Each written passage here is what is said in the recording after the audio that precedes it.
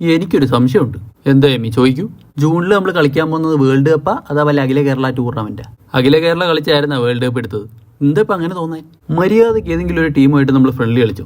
ഈ 80 റാങ്കിന് മേളിൽ കിടക്കുന്ന ടീമുകളുമായിട്ട് കളിച്ചിട്ട് വേൾഡ് കപ്പിന് അങ്ങോട്ട് ചെന്നേച്ചാൽ മതി. നമ്മുടെ ഫെഡറേഷൻ ഏർപ്പാടാക്കുന്ന ടീമുകളുമായിട്ടല്ലേ ഫ്രണ്ട്ലി കളിക്കുന്നത്. അവന്മാർ നമ്മളെ വെച്ച് കുറേ ഉണ്ടാക്കുന്നുണ്ട്. ബ്രസീലൊക്കെ ഫ്രാൻസും ക്രൊയേഷ്യ ആയിട്ടൊക്കെയാണ് ഫ്രണ്ട്ലി കളിക്കുന്നത്. നമുക്ക് പറ്റിയ എതിരാളികളൊന്നും ഇപ്പം ഇല്ലെന്നേ.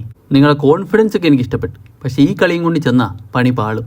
എന്തോ ഭാഗ്യത്തിന് ആ ഫൈനലിസ്മ നടക്കാഞ്ഞത്. നടന്നായിരുന്നെങ്കിൽ സ്പെയിൻ നമ്മുടെ ഷഡ്ഡി കയറിയേനെ. യമീനോ മെസ്സി നീ അവൻ പറയുന്നത് കേട്ടാ. അവൻ ആളൊരു നാറിയാണെങ്കിലും പറഞ്ഞതിൽ കാര്യമുണ്ട്. നല്ല ഏതെങ്കിലും ടീമുമായിട്ട് കളിച്ചാലല്ലേ നമ്മളെ പ്രശ്നങ്ങൾ എന്താണെന്ന് മനസ്സിലാക്കാൻ പറ്റത്തുള്ളൂ. അതെങ്ങനെ? വേൾഡ് കപ്പ് ചാമ്പ്യന്മാർക്ക് നല്ല ഡിമാൻഡല്ലേ? പോരാത്തതിന് കൂടെ മെസ്സിയും. എല്ലാവരും കാശ് വാരി എറിയുക. അത് പറഞ്ഞപ്പോളാ കേരളത്തിന് ഇത് വാങ്ങിച്ച പൈസയൊക്കെ തിരിച്ചു കൊടുത്തായിരുന്ന? കൊടുത്തപ്പോൾ വേണ്ടെന്ന് നമ്മളവിടെ കളിപ്പിച്ചേ അടങ്ങുന്നുള്ള മട്ട. 100 വയസ്സ് ഇതാ വിളിക്കുന്നു. ഹലോ ഹലോ, നിങ്ങൾ മാർച്ചിൽ വരുമെന്ന് പറഞ്ഞായിരുന്നു. വേണ്ടതും വേണ്ടാത്തതും എല്ലാം മാർച്ചിൽ വന്നു. നിങ്ങൾ മാത്രം വന്നില്ല. അയ്യോ ഞങ്ങൾ വരും.